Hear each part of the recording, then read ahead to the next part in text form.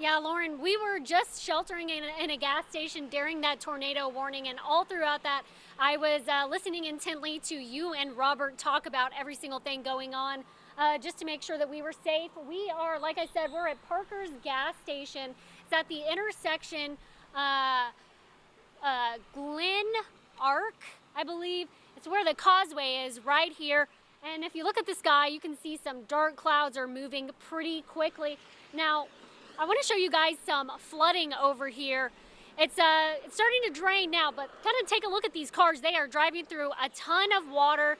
Looks like it's starting to build up there on the causeway, and we were talking about this earlier this morning.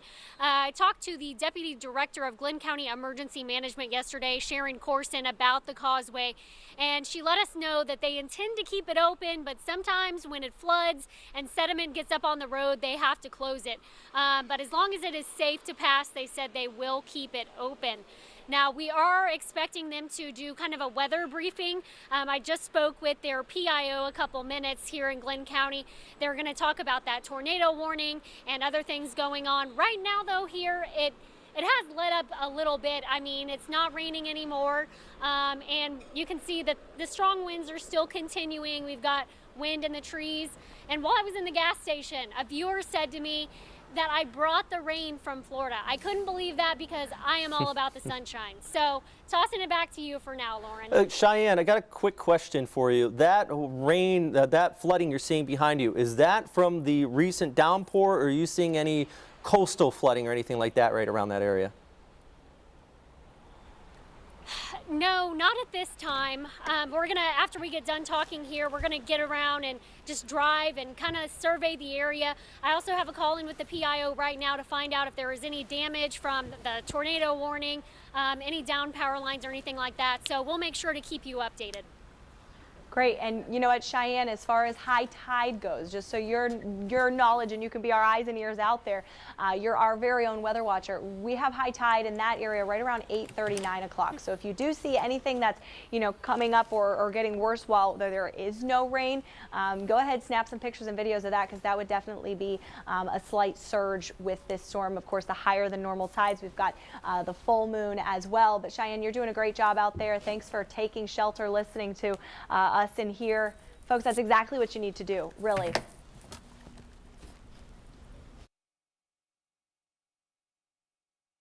Tornado warning is still in effect right now in Glenn County. We're going to keep you updated on that, but we do want to quickly get you to the 3 big things you'll need to know at this hour. Yes, Hurricane Idalia made landfall just a short time ago. It happened in Taylor County around Keaton Beach. Clay County officials plan to give an update at 8:45. That's back here closer to home on the First Coast on weather conditions. We will stream that on our website. We'll also continue to monitor and update that for you. We're keeping an eye on power outages. We know that the governor, he spoke at about 6:30 this morning. We stream that on our website as well. He says about 54,000 people are currently without power, but added that 100,000 homeowners had their power restored, and we'll keep you updated on those figures throughout the day as well. And we would like to go back out to our weather team. Guys, we still have a couple more minutes left of what we thought was the tornado warning. Do you know if it's been extended, or are we on track for that to expire at about 8:15? Still on track for it to expire, so don't worry, folks. We only have a few more minutes, although what I am going to just say is that we'll possibly see some more tornado warnings coming throughout the morning and into the early afternoon. Now, right now, an 8 a.m. update from Idalia. We do have that winds sustained at 120, so we are already starting to see those winds drop, which means it's seeing the impacts of being on land. It's also seeing the impacts of being sheared apart from that trough that we have up to our north. So several factors here going to help at least stop the strengthening. Now, I even hate to say weaken at this point, because we are still, folks, talking about a very strong Category 3 storm that's moving in. So our wind speeds are going to pick up in places like the inland spots near I-75 where Lou is. Again, that tornado warning, we just have another minute and a half left of this, and also the one that's out toward Brunswick. I just say this with a little dose of caution, because we have more cells that are beginning to turn onshore as well. So we'll keep an eye on the rotation in that. As of now, still watching this one in particular, Brunswick, where we saw Cheyenne, Cole. Dock Junction. This is all actually to the north and the east of it. So almost going to be due north of Dock Junction in a little bit, because remember, it's flying out toward the northwest at about 30 to 35 miles an hour. So St. Simons, thankfully, you're getting a bit of a break, and we'll be hopeful that we don't hear of any storm reports out that way, because no news would be good news, hopefully. At this point, again, all of these feeder bands going to continue to move on shore. What time is it? It's about 8:30, right when we said that next feeder band would be moving into Duval County. So at least right now, it does not look to be terribly strong. There are no warnings that I know of, Robert, that are active down the line with this one, but they are going to continue to rotate up toward the east coast here. So Duval County, we haven't seen much rain yet. Some of it is coming. We do have some lightning that's in now the core of Idalia, so it is trying to hang on here, and it does indicate that this is still a very strong major hurricane. Really, all of the state of Florida in this tropical tail. It goes from Jax down through Daytona, Orlando, Tampa, and into Fort Myers. Now, at this point, hopefully that warning is canceled, and that is, I'm getting a thumbs up. So now we will toss it back to Keitha and Rich. Take us from here. Thanks for that, Lauren. We're going to continue our coverage. Right now, we're going to toss things out to Destin McKeever. I see her standing by there live right now in Columbia County.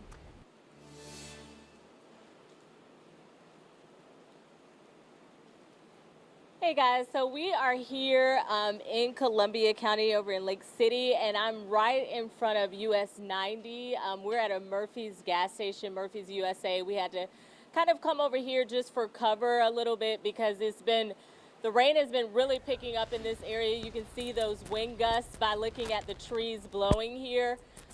There is not a lot as far as any damages or anything we're seeing, but the rain is really starting to pick up within the last 30 minutes or so. We did call the Columbia County EOC to see if there were any updates there.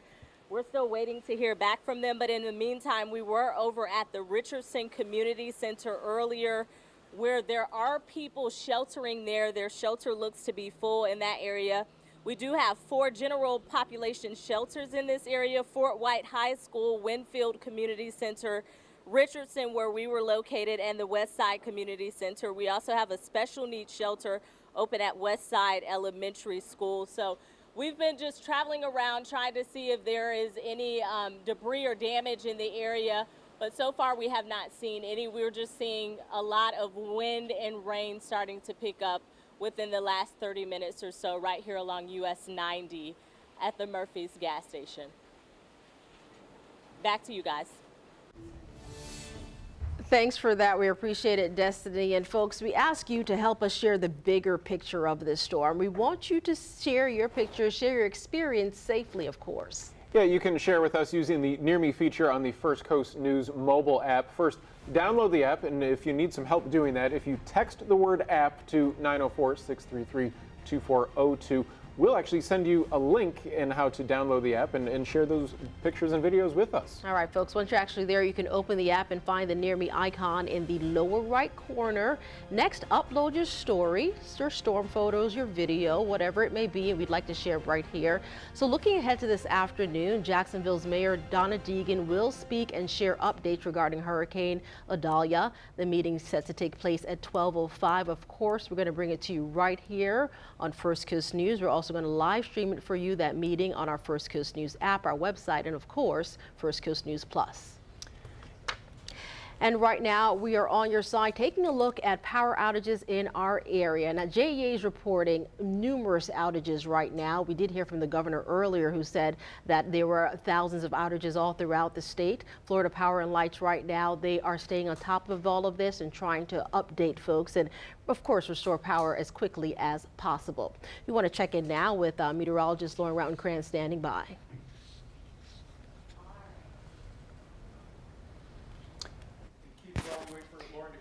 Well, I'm taking a look now at, thankfully, no current warnings. That's a refreshing thing to note, right? And maybe, you know what, this is a good time to kind of just refresh and get back to the top of things where we have our cone, right? And also our future cast, because what is to come? We've been talking a lot about the current radar. We've been talking a lot about those tornado warnings, but we do have, again, Hurricane Idalia, major hurricane making landfall in the Big Bend of Florida. And officially, as of 7:45 this morning, Idalia making landfall as a Category 3 hurricane in Keaton Beach, Florida, which is near the Steinhatchee area, which is just south of Perry, Florida, north of Cedar Key. So if you know St. Mark's in the Appalachee Bay, down to Cedar Key, kind of that little corridor in there. We're going to continue to watch this storm accelerate across the area. And our next update, the position update, will come at 9 a.m. Really, the Hurricane Center's doing it hourly at this point. We're on the right side of the storm, so we are in that tornado threat the remainder of the day. We are going to watch the core of Idalia continue to pull onshore and really, I mean, overhead the Suwannee River Valley and then transitioning up into southeast Georgia.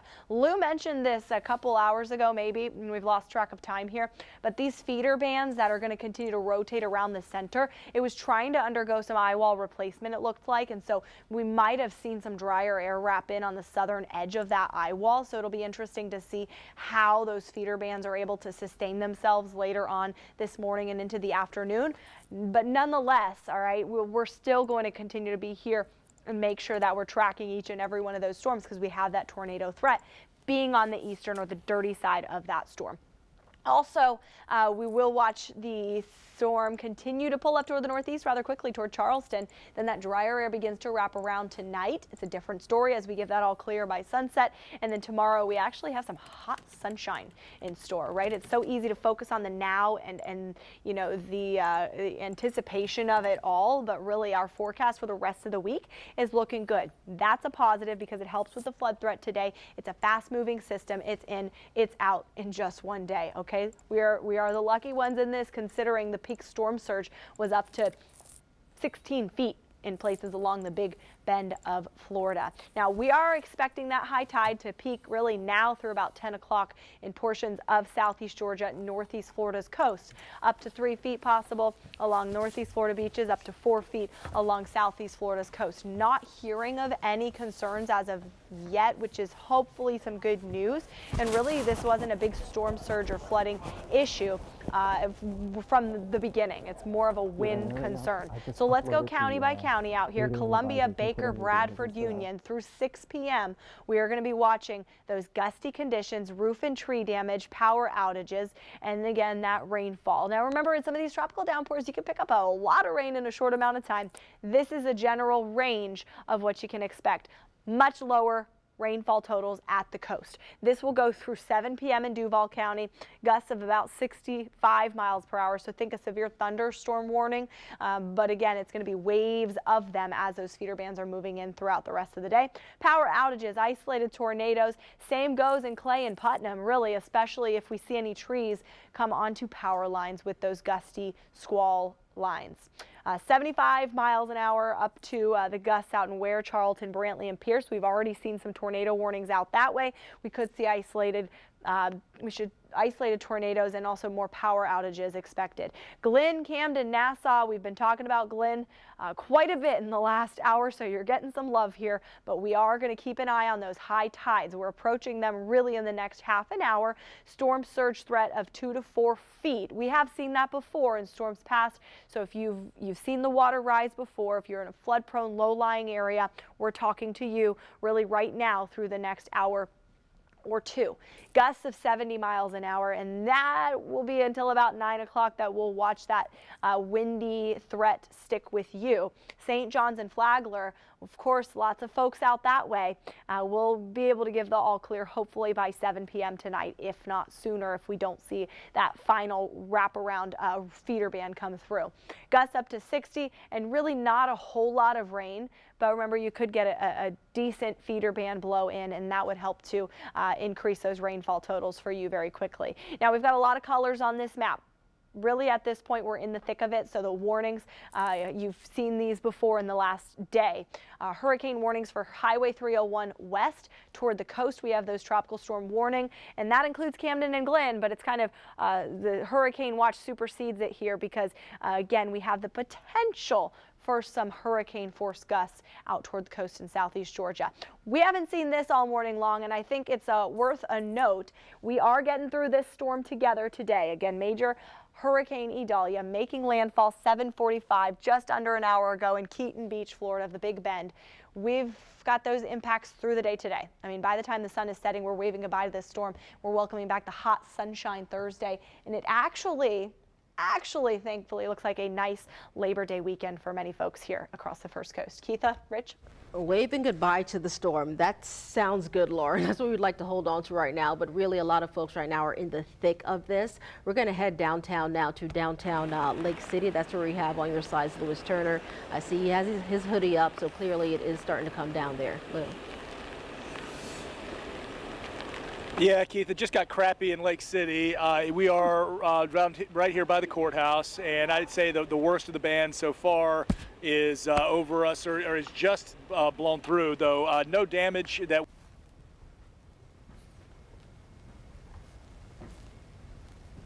If you're concerned about safety, if you're thinking about, well, why, we've got the winds kind of coming in this direction, which would blow my hoodie off as I stand that way. So I'm going to stand this way so it's to my back.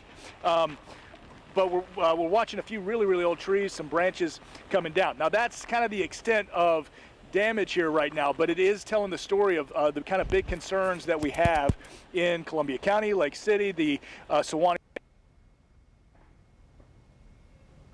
Well, it appears the weather is getting very, very bad in Lake City right now. We just lost our shot with Lou Turner, but when we do get that back, we'll go back out to him right now. Keitha, I think the important thing to know right now for a lot of our viewers is that we saw the storm coming up the coast of Florida. It's really becoming a serious issue for us now. We've seen the tornado warnings in Lake City with Lou shot. We're seeing the rain come in. It's made its way on shore, and it's going to get very serious for a lot of our viewers, especially through Lake City, and then upwards towards Waycross as the day goes along. Certainly something that people have to be very cognizant about the rest of the day. We did hear a bit of good news from Lou. He said so far no damage reported in that area. Obviously, we're going to try to get back out to him in just a bit. We also have Cheyenne Cole out in Brunswick. We're seeing a lot of heavy wind and rain in that area as well. I want to bring in our Mets if we can. At least let's talk to meteorologist Robert Speta, because he was earlier mentioning when we were expecting rain in our area. We're in downtown Jacksonville right now, right at about 8:30 or so, just minutes from now. Now, are you expecting this to be mainly a rain event for us in the downtown area, or wind? What can we expect in Jacksonville? A bit of both, and we are seeing those winds out there actually right now, about 20 to 30. I have seen even a gust just a few moments ago at the airport at about 45 miles per hour. Our mics are hot, so occasionally you might hear us talking behind the scenes. Just heard me and Lauren talking about, that's what we were seeing. We were a little bit surprised at something, and that is the core of the storm. You could tell it's a couple weather geeks back here watching this as it's passing just west of Lake City. And look at this. You can just see strike coming off on here. Last 15 minutes, upwards of 40 strikes have been seen. What is basically the eye wall of this storm, still miles inland west of Lake City, in which is interesting because that means we still have loads of updraft inside of that, and that's why there's an extreme wind warning in place out ahead of this as it's cruising north. Just think of this just as this big old wall of wind crossing I-10, and that's where you're going to be seeing things like downed trees out here, power outages, really nearing Lake City, and the winds are going to continue to kick up there as well. Pardon me, back towards north of Brunswick, we also have this cell coming on shore, bringing those windy conditions. And yeah, we're just coming back here. I want to show you this, though. What you were just talking about here, Keitha, the wind and the rain. Right now, we do have a line of rainfall pushing through the Jacksonville area, but NAS Jax, remember, their ASOS, their weather inometer, is located right near the river here. So the winds are kicking up. 41 mile per hour gust being reported there for you. Even back towards the east, St. Augustine at 30 miles per hour at the airport. And that's at the airport. I'm sure coastal areas seeing a bit higher. St. Simon's Island, 48. Far cry from what our friends on the Gulf Coast are seeing, though. That's Perry, where this is passing over right now, and that is hurricane strength wind gust being seen out there. So I know Lake City, you just look upstream, and prog out where this is headed. Those winds are going to be picking up for you here in the very near future as that kicks just off towards your west here. And what we expected just after sunrise, about 8, 9 o'clock, Lake City was going to see those winds really begin to pick up, and it looks like that is going to be the case as it kicks off there towards the north. If you're waking up, it's 8:30 in the morning. We've been here since 1 a.m. keeping you guys informed. You're waking up right now. It is made landfall. It is currently a Category 3. Probably once we get the next advisory, it's going to be down to a Cat 2, which, by the way, very interesting. The fact that out near Waycross, which we have a crew at as well, and we have a cruise here in Lake City, they could still be seeing even hurricane strength winds as it kicks off, since it's moving so quickly off towards the north and east. So Cat 1 winds possible here across South Georgia. Actually, all the way out towards Savannah, hurricane warnings are in place, and not talking about power outages, isolated tornadoes, which have we haven't had any confirmation of tornadoes yet, but we have seen some very clear rotation on radar, what we call couplets on velocity already here this morning, which from a meteorological perspective, that's why we have these nice tools and why tornado forecasting has improved over the last 30, 40 years. Some of you, I've seen the emails, you write in and go, why we have a tornado warning when no one's seen it? It's because we have tools, technology, that allows us to look into the cloud